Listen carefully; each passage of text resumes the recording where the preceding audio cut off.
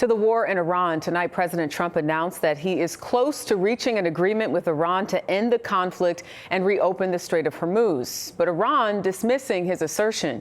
The president also sharing this on social media today: stars and stripes, red, white, and blue, imposed on a map of Iran.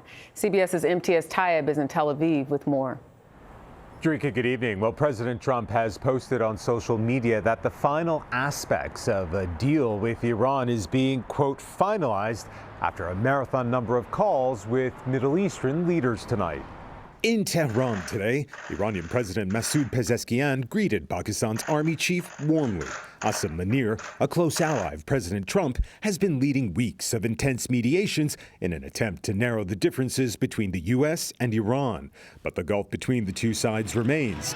The Strait of Hormuz, where 20% of the world's oil transits, remains a key sticking point. Washington and Tehran have imposed dueling blockades on the vital waterway, sending gas prices soaring. But it's the Islamic Republic's nuclear program and large stockpiles of nearly bomb-grade, highly enriched uranium, which the president says is his red line. They're never going to have a nuclear weapon. And we'll have that over with soon. It'll be over with soon. How soon is anyone's guess. Despite the ceasefire holding, President Trump has been frustrated at the pace of talks and has been presented with options for restarting military action. Amos Yadin is the former head of Israeli military intelligence and current advisor to Israel's government. Will the war with Iran restart? It depends, of course, on the Iranians. If the Iranians will compromise on the nuclear issue, on Hormuz, I think the war will not resume. Nobody wants to resume the war, neither Trump nor the Iranians.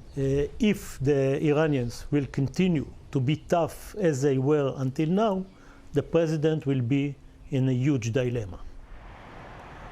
Now, how the president proceeds is still unclear. Just a few days ago, he gave Tehran a loose deadline of early next week to return what he might consider a suitable offer to end the war, Jerika.